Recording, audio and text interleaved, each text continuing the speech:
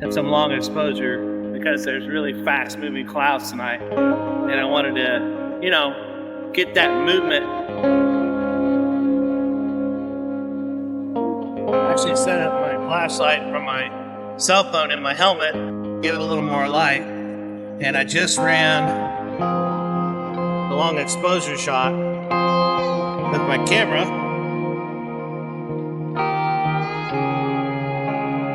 Make sure I get those streaks in the clouds. It's important that you have that dynamic movement.